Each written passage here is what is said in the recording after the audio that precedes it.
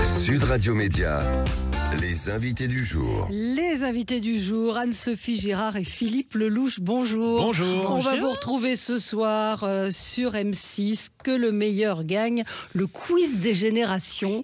Couple, pas improbable, mais original, on va dire. Les comédiens commencent à voler le travail des animateurs Oui, maintenant. mais comme les animateurs, l'inverse existe aussi. C'est vrai qu'il y a des animateurs qui tournent maintenant dans des séries, dans des films. Non, c'est vrai, vous avez raison. Alors, vous êtes tous les deux comédiens, vous écrivez aussi des livres, Anne-Sophie. Un qui a eu un énorme... Enfin, les deux ont eu beaucoup de succès, mais le premier, La femme parfaite est une connasse, que vous avez coécrit avec votre sœur, Marie-Aldine. Oui. Voilà. Et le dernier, c'est que j'ai beaucoup aimé, ça m'a beaucoup fait rire, Un esprit bof dans un corps pas ouf. Oui, sur les limites du développement personnel. Voilà. On vous retrouve donc ce soir. Et puis Philippe, vous êtes en tournée avec Stand Alone et vous serez de retour au Théâtre de la Madeleine à partir du 13 octobre. Oui, c'est ça. Voilà. Et donc, racontez-nous un peu comment ça s'est passé, cette histoire. Vous vous êtes rencontrés sur le plateau d'M6 ou vous connaissiez déjà avant? On s'est rencontrés sur un plateau d'M6 dans la grande semaine. Et ensuite, on s'est retrouvés dans Show Me Your Voice, qui est un jeu où on était guest. Il y avait 4 célébrités qui venaient faire un peu jury, un peu guest. Et là, ce duo-là, je pense qu'il a tapé dans l'œil d'M6 et ils se sont dit, ils sont vraiment différents, mais ils rigolent ensemble. On s'est vanné tout de suite, ça a marché. Ça a marché très vite. On rappelle que c'est Nagui qui était l'animateur de cette émission culte, absolument. Antenne 2 de l'époque, que le meilleur gagne. 200 candidats.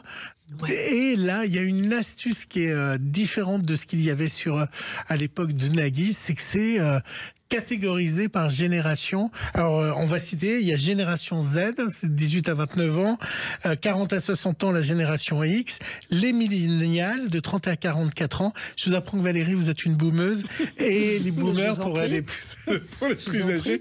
Et alors, moi, j'ai eu un choc que verront les... Le mien, Elise Moon. Moi aussi. Moi, quand parce j'ai dit qu'il y a une star qui est les ambassadeurs de chaque groupe. Et là, la star pour les millénials, c'est Elise Moon. Et moi aussi, j'ai l'impression qu'il a 40 ans. C'est là qu'on voit que ça va pas aller en s'améliorant. Mais moi aussi, j'ai l'impression qu'on est arrivés tous dans ce métier hier. Puis il a 2 ans de plus que moi, ça compte, mais il a 2 ans de plus que moi. Je me dis, merde, dans 2 ans, je suis un senior, quoi. Voilà, mais bon, c'est comme ça. Et dans votre tête?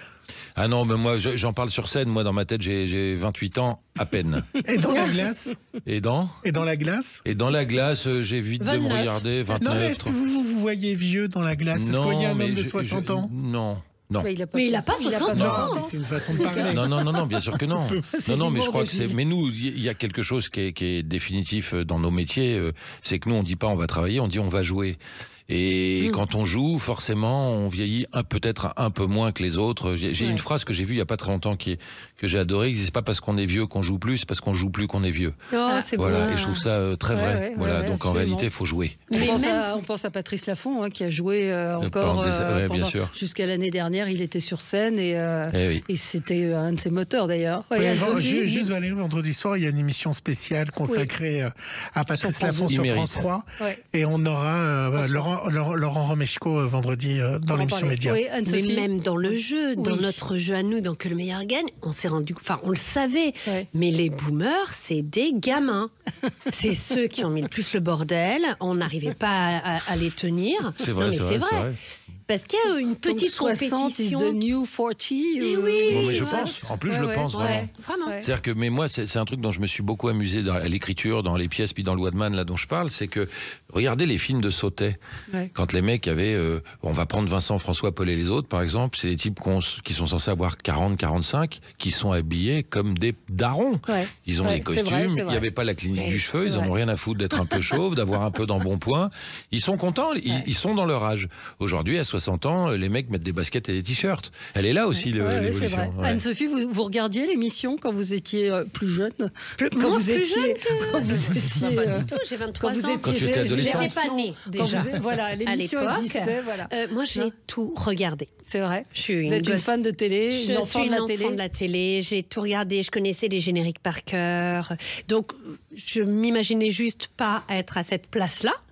Donc je suis très très contente. Mais oui. Vous imaginez à la place d'Annie Pujol dans La Roue de la Fortune Mais non, mais pas du tout. Je fais pas tourner les roues. Elle tournait pas d'ailleurs. Elle tournait les lettres. Elle tournait les lettres. Oui, absolument. Oui.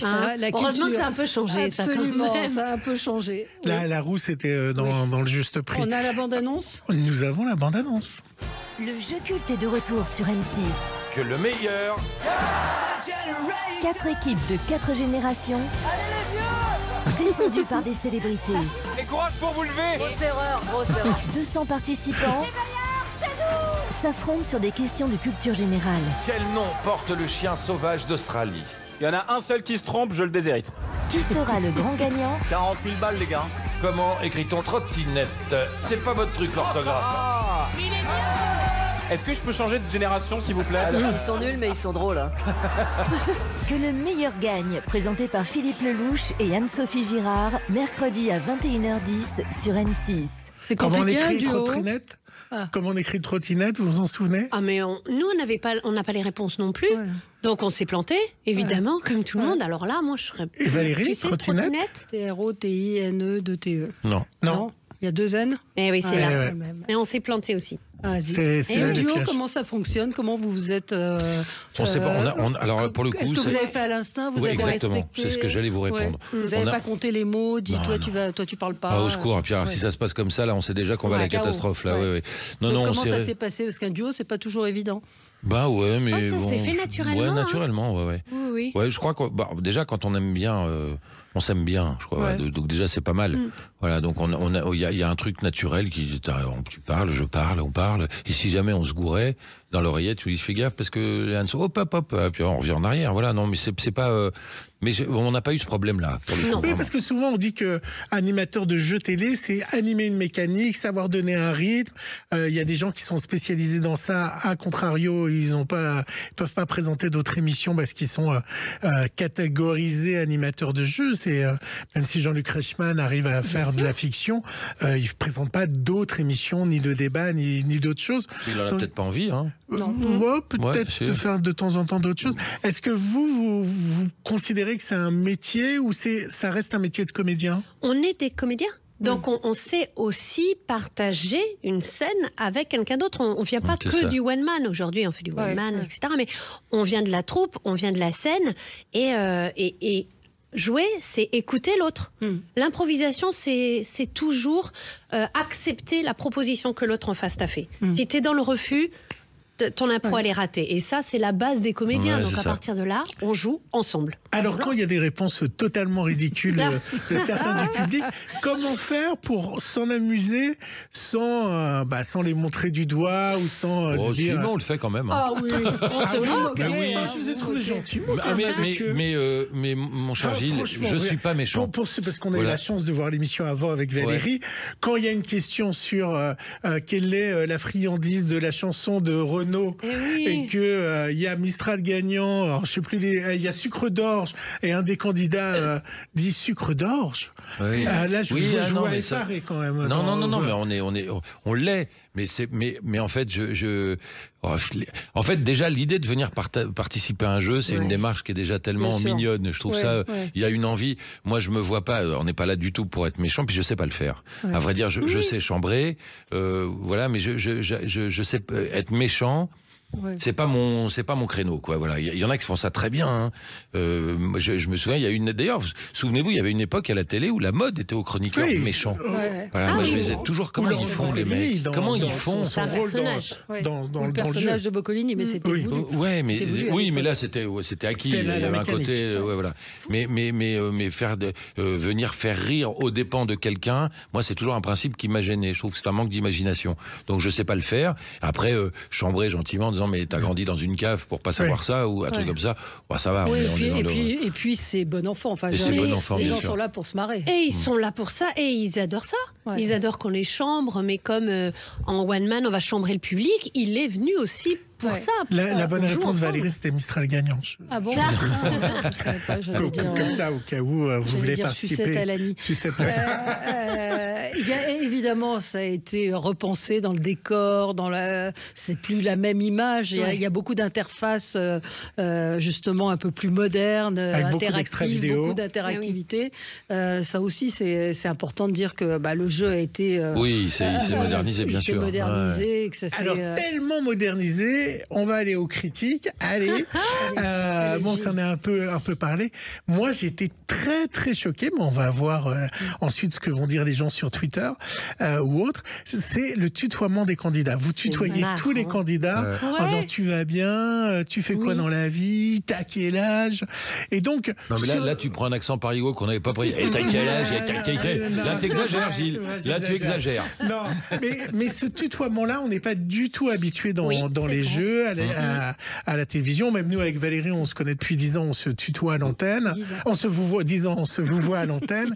Et donc, moi, cette convenance-là m'a énormément gêné, plus quand c'était des personnes âgées, je dois avouer, que des gens jeunes. Donc, j'imagine qu'il y a dû avoir un débat avec M6. Pas très long, mais alors figure-toi, pas long, figurez-vous.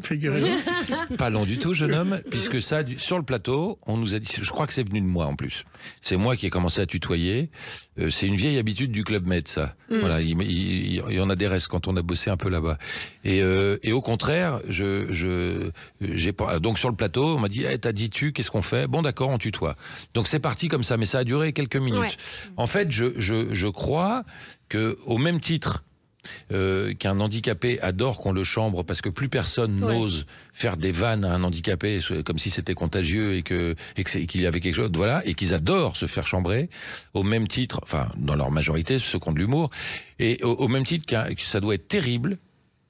Regarde, prends le choc qu'on a nous quand une jeune femme te dit bonjour monsieur ou un jeune homme. Tu dis merde, pourquoi il m'a dit bonjour monsieur, je fais si vieux que ça.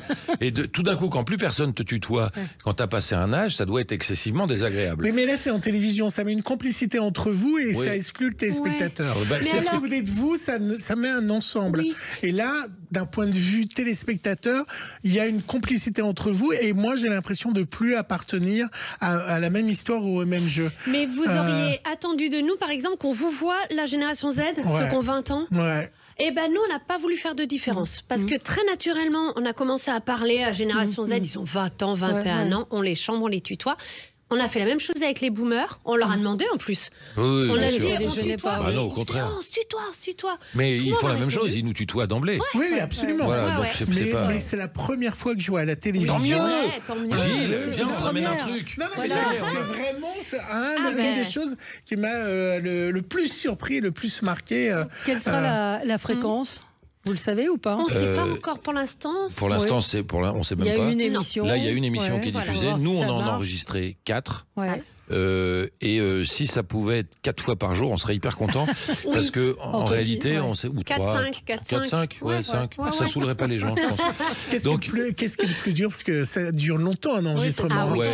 Est-ce que c'est de tourner un film ou c'est de présenter l'émission? C'est tellement autre chose. C'est différent. Ça n'a rien à voir. Et c'est pour ça, moi, que j'adore me différencier dans chacun de ces exercices. C'est-à-dire qu'il y a le seul en scène, il y a le théâtre, il y a le cinéma.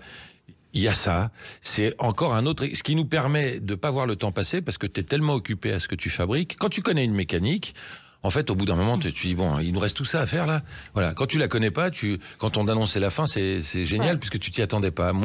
Nous, on est, je pense que là-dessus, on se ressemble. On est sortis, entre guillemets, d'une zone de confort, tant que ça existe dans nos métiers, mais pour aller vers quelque chose qu'on ne connaît pas, qui est nouveau, qui est un truc absolument génial, parce que tu crées Moi, j'adore les gens, en l'occurrence, donc là, il y a ce même rapport à la scène, c'est que tu es avec les gens. Et puis, tu es quand même censé les dynamiser, parce que les enregistrements sont longs, il faut garder une espèce de patate, donc qui est collective. Donc, mais je serais incapable de te dire, je préfère faire ça ou ça. C'est des exercices tout à fait différents. Anne-Sophie aussi, c'est complètement... Vous avez hésité ou pas avant d'accepter, ou ça a été évident pour vous tout de suite d'accepter? Non, pas du tout, parce que ça m'a fait marrer. J'ai dit, allez. Vraiment, je me suis même pas posé la question.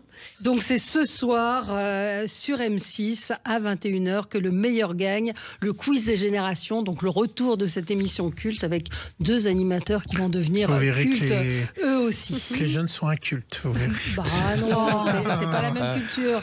Que le meilleur gagne. Allez, on se retrouve nous dans un instant. Merci à tous les deux d'avoir été avec nous sur Sud Radio.